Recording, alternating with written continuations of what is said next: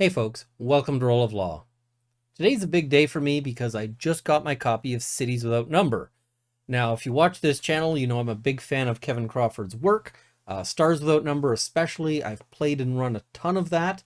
A little less so on Worlds Without Number, but really I do like his work. I find it to be great fun. And so when the Kickstarter for this was announced, Cities Without Number, which is his Cyberpunk offering, I thought I'm going to get in on that. So it just arrived, and I'm just mentioning this for completeness. There were a couple of cosmetic nicks and dings. So the corners had some dings. There's a little sort of thing there. That's not going to bother me a whole lot. I'm not going to return it or anything like that. I just mention this for the sake of completeness. But I really was keen on this, and now that it's arrived, I've been able to look through it. I've got some initial thoughts, so I thought I would share those with you. Now, if you're familiar with Stars Without Number or Worlds Without Number, this game is going to seem very familiar. It's very much the same at its core. But if you're not, I'll just kind of run through it a little bit. So character generation starts with your sort of 6 traditional D&D stats. The strength, dexterity, constitution, int, whiz, charisma, and you roll 3d6 for each of those in order, play them where they land, which is a kind of unforgiving character generation system by modern traditions. But the forgiving aspects of it are that you can then take one of those stats and replace it with a 14, so that it can be used to either make sure that you're able to do a concept that you had in mind, or else to just stomp a bad stat. I'll also note that it's kind of flattened in terms of the bonuses go from only like -2 to +2. So it's not as bad to have a really low stat as it can be in, say, Dungeons and Dragons. After that, you can either go through and sort of pick things for your character development, or you can roll randomly. If you want to roll randomly, you can literally end up with a character in minutes. And that is kind of in keeping with the flavor of the game, because the flavor of the game is kind of live fast and die in an alley full of holes. There is a real tradition in modern sort of tabletop games that every character is sacred and you're going to play with it for a long time, that it's not going to suffer a sort of ignoble death. And that's not how Cities Without Number plays. Cities Without Number has some great quotes on that, because it is very unforgiving in that sense. There is, and I'll just quote here, it's under a section, this is page 32, Combat. It says, "The risks of violence." And the quote is, "Combat tends to kill people. For as predictable as this outcome may be, players can sometimes be shocked and dismayed when their operators turn out to be people too." Yeah. There are no character classes in this, so if you're coming from Cities Without Number or D&D where you're playing like a particular class, everyone is just an operator. And what differentiates you from the other operators is what foci you take, what edges you take, what skills you take. So everybody is potentially very similar, but in practice will be quite different, because you're going to build your characters in different ways in different directions. This game is also very much built with the assumption that, right out of the playing guides, they say, don't tune your encounters to the players. And that's really like when we play video games or a lot of modern things, we expect that we're only going to encounter challenges that are suited for us. But they say instead, the level of difficulty and dangerousness should be based on what makes sense for a particular area. So if the players decide to knock over the local liquor store, it should probably be pretty easy. But if they decide to make a run on a heavily fortified corporate stronghold and they've just started out, they're gonna die. So this is very much, if you want to have characters, you should expect to have some turnover. There are some other combat rules that will really facilitate people dying. And one of those is a rule called trauma. And trauma gives you a chance to basically take extreme damage from any lethal attack, which means that even though you think that, like, oh, I've got the hit points for this, you might say, okay, I've got 10 hit points and I know those guys can only do a d6 with whatever weapon they're using. Except if they get lucky, they might be able to do many times that, and suddenly your character goes from sort of looking smug to body bag. If you end up getting knocked out, you may, even if you survive, you may end up taking serious consequences, which can include things like losing a limb or being put into a permanent coma. However, you're playing in a game of cyberpunk, sort of cyber technology, so a lot of those things are fixable. If you are knocked into a permanent coma due to brain damage, that can be swapped. You can have some wires installed into your brain that will solve that problem, and back to the fight you get. So I think this is a really interesting game, and I really like the sort of base mechanics of the sort of without number genre. And what they've added to this is maybe some additional lethality that I think fits with the cyberpunk world. I will note it's not going to be for everybody. Lots of people will be unhappy with a game where you can just die to a bad roll. I kind of like that feeling where you're just, if you want to get into violence, you got to know somebody might die. It really adds to the tension for me, but that's for me.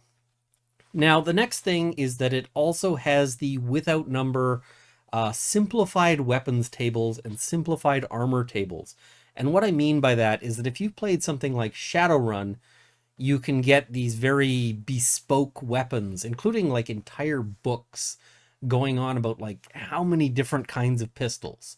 So you're not just using like a handgun, you're using this particular, Whereas here I can literally read off the firearm table entries of light pistol, heavy pistol, advanced bow, rifle, combat rifle, submachine gun, shotgun, semi-auto shotgun, combat shotgun, sniper rifle, taser pistol, and automatic rifle. That's the firearm entries.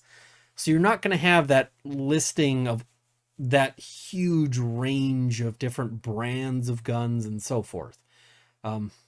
I'm mixed on this one because I like the simplicity, but I also will admit that when I was playing Shadowrun, I did kind of enjoy going through and reading the different brand details and picking out just the perfect gun for my character.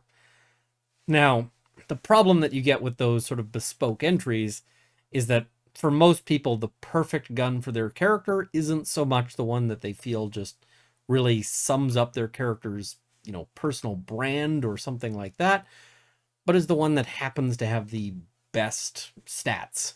And when you've got a bunch of things that have just slightly tweaked stats, there's always going to be one that is a little better than the others. There's a wide range of cybernetic stuff, but again, there isn't quite the same range that you'll find in a game that's been out since the dawn of time. So there's a few pages of things rather than like multiple books. I think that starting out, you're going to find more than enough different cyberware options to satisfy you. And there's certainly room for expansion books and that kind of thing. And so we may see a Kevin Crawford expansion. And I don't know that he objects to third parties making expansions, for that kind of thing. I might even do that myself. I like the drone rules and the combat rules, but what I thought was really fascinating and really kind of pivotal to the whole sort of cyberpunk genre is the hacking rules. And hacking rules get interesting because it is done with the way they describe it is verb subject.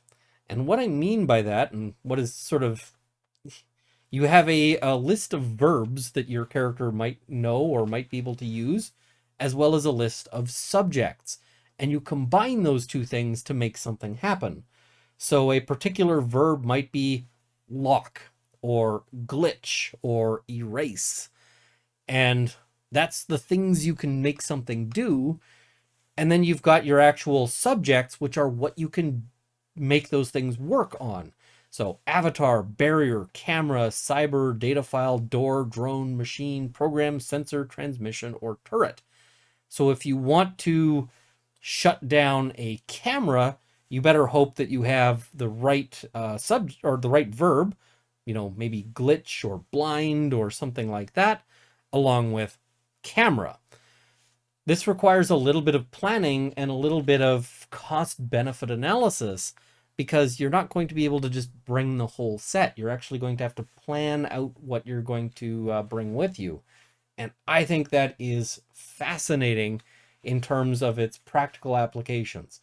I haven't tried this yet. I haven't run a game yet. I haven't played a game, but I'm really looking forward to actually getting this on a table. The other thing I'll note is that it has very elaborate rules on how to build your setting. And so there's all sorts of different themes that it suggests you can use. There's different tables you can roll on. If you've played, Stars Without Number, you'll be familiar with this from the same sort of planet generation thing, where you can roll on like your city's problems, and you might get corporate war or economic collapse as options. Now, this is a bit of a contrast with, for instance, Shadowrun, where the setting is very much boiled into the game from the beginning and is very elaborate. There's a lot of lore, there's a lot of culture to it, whereas Cities Without Number is basically built as a blank slate that you're going to bring your own city design to. They provide an example city, like an example design, and they note that it was actually generated by means of their own tables, which I think is cool. I would have loved to see like a Kevin Crawford live stream or something where he goes through it. That's not how he rolls. I reached out to him to ask for an interview at one point, and he said he doesn't do that sort of thing. But I do think it is cool that you can actually see, looking at it, how it could have been generated from the tables. So I believe them. But it's you're going to have less of that cultural flavor unless you do the work. And that's great if you want to do the work and you want to make sure that whatever you generate is not interfered with by the system. But keep in mind that the cyberpunk genre of games has very much been a genre of games about letting you play in a particular kind of world. I don't play Shadowrun because I think that the mechanics of Shadowrun are fantastic. Because I don't. The mechanics of Shadowrun are good enough to let me play in the Shadowrun universe. Whereas, so you're not going to have that same feeling to it. There's also rules for if you want to have magic, so akin to Shadowrun, but the default is just kind of a very plain, gritty, cyber and guns kind of setting. Now, this makes me think I want to get this to a table. I want to play it. I'll probably run a live stream of trying it out.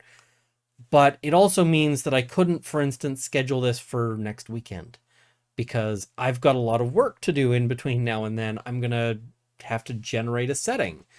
And I enjoy doing that work, but not everyone will. So I really like the game so far. I like what I see. It's pretty much exactly what I paid for. But I will note that it will not be for everybody. I'm looking forward to trying to get this onto a table, trying to, do some of that experience, but not everybody will enjoy it the same way I expect I will.